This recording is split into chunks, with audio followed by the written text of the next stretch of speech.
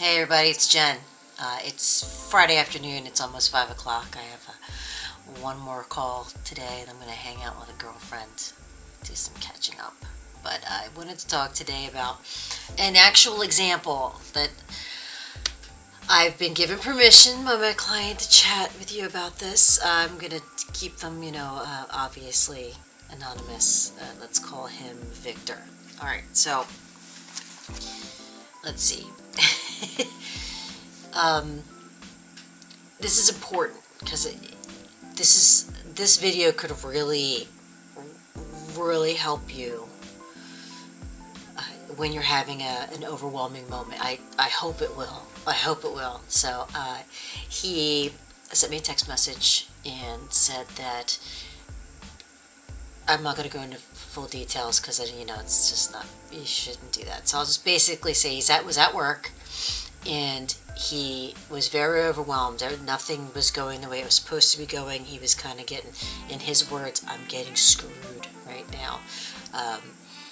Things were not going at the time in the timely manner that they were supposed to, and he was getting asked to do work that's not really his job.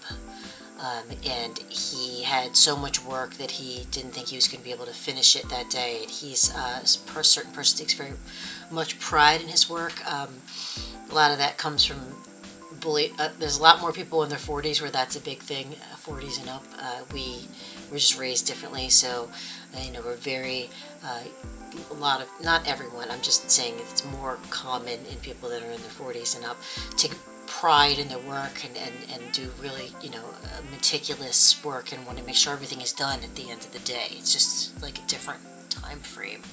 I just noticed that more in people in their 40s. Anyway, so he is absolutely in that category where he doesn't like to leave things for the next day, and it takes very high pride in his work, and there was like no way that he was going to be able to finish everything, but the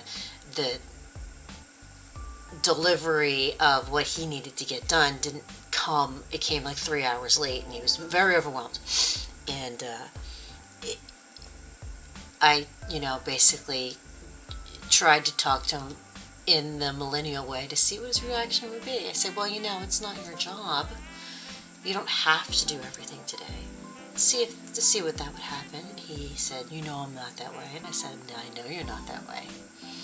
And I said, well, what will be the worst thing that could happen if you don't get it all done today? He goes, I'll get it done tomorrow. I said, okay. Go. Or you have to stay late for work? He goes, oh, I don't ever have to stay late. And I said, okay.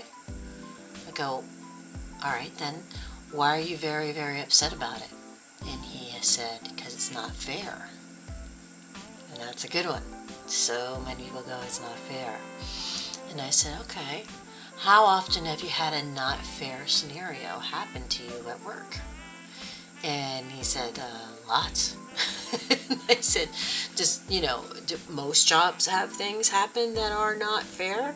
And he said, yes. I said, okay. So is today any different than maybe any of those other situations? He said, no. I said, okay.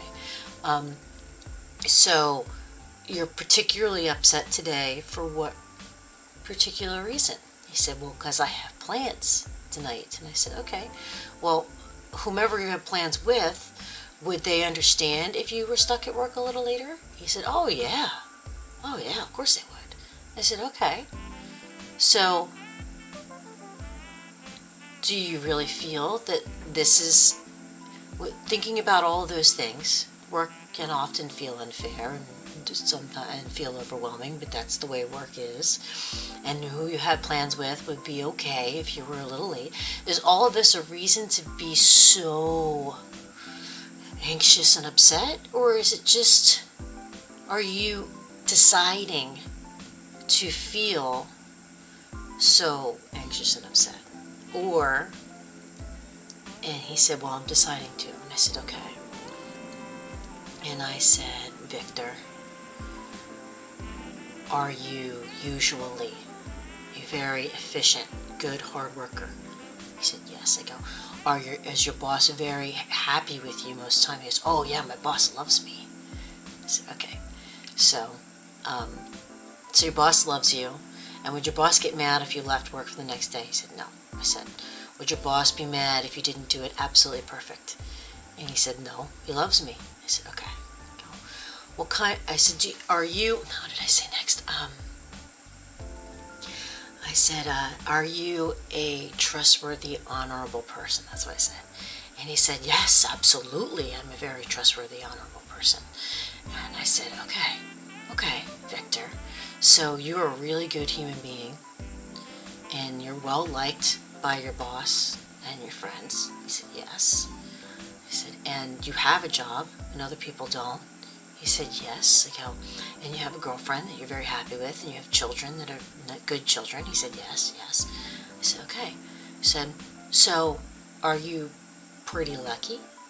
Are things really kind of going your way? He's like, yeah, things are pretty good in my life. Yeah, things are really good in my life. I go, then this one little incident that you're very upset about, is this incident going to ruin any of those things in your life? Any of those things that are going so well for you? And he said, no, it's just a thing. It's not really a big deal. I said, so how are you feeling now? He said, feeling kind of good. I guess, yeah, you're right. I have a good life. I have a job. I have nice children. I have a nice girlfriend. I feel good. Like, life is good. I said, are you feeling better? And he said, yes, I'm feeling a lot better. He said, so when these things happen to me, what should I do? I go, well, one of the tools is remember what kind of person, well, two, technically, I'll give you two. One is remembering the person that you are. And hopefully, when you list the kind of person that you are, they're positive things. Hopefully, knock on wood. Because it'll make you feel better. If they're not, then it probably will make you feel worse. And then the other one is count your blessings. I mean, my grandma taught me this, and my certifications, of course, also mention these and many other things, kinds of things. But make it simple. It's count your blessings. So remember who you are, the positive traits that you are. So when you're feeling really overwhelmed, okay, start thinking about, well, I am, whatever, in his case, he was efficient, hard worker. He's very compassionate, very kind to other people, very helpful to other people. Those things, which are very wonderful things. And then we went to count your blessings. So when you're feeling really, really overwhelmed, this is a freebie, guys. Can really change your life. You can use this as a mantra, whatever it is that you want to do. It's a good one. And you're feeling overwhelmed by something that happened. Put a little understanding on what the thing is. That's what we did first. Put some understanding on what the thing you're so overwhelmed about was. Was it really a big deal? Was it like life-threatening? Was it something that happens like all the time or often? And the answer is yes. So, getting upset about something that happens often, man, if you're going to get upset every time, this common thing happens, and it's like, that's going to suck for you. Don't do that. So we did that, and then understanding the person that you are. So kind of remember, I'm this. I am compassionate. I am a hard worker. I'm kind. And then all the blessings in your life. It could be anything. It could be your loved ones. It could be, if you have a cool house or get a nice car or whatever it is that you find valuable. Well, what are the things that you find valuable and thankful for? Count your blessings. Count your blessings. I count my blessings all the time. I live in a house with my children. We eat well because I love to cook. So I make them the wonderful meals. I'm blessed to have been taught how to cook and to have the excitement about cooking. Cooking is like a hobby and a meditation for me. It's just, yeah, it makes me feel happy. So I love to feed people, make them, feel. Anyway, so I went off on a tangent on that one. So sorry about that. Count your blessings. Remember who you are, and analyze the thing that you're upset about. It's actually 3 things. Analyze the things that you're like. How big of a deal is this? Is it really that big of a deal? Is this something that's going to pass? My grandmother taught me that one. She was fantastic at it. Is this something that's going to pass? Okay. And mostly when I was a teenager. So you get so upset as a teenager. And she would say, "This too shall pass." So this is a freebie, and this was a big one. I should have made this longer and should have deconstructed this a little bit, but I will do this again, and I'll put some like real fancy stuff on it for you. But this is just kind of a conversation. It's Friday afternoon. I'm kind of sleepy, so you got the quick version. Try this. Try this. Do more like do, because there really is no try. Either do or do not, right? Yoda, what did Yoda say? There is no try. Just do it. Realize what you're upset about. Is it really that big of a deal? Remember who you are. What kind of a person are you? And count your blessings. If you have a job and you have a place to live and you have people that care about you, you are doing good compared to a lot of the world. And remember that. And that's just that. You probably have a lot more than that. And the more you stay in the gratefulness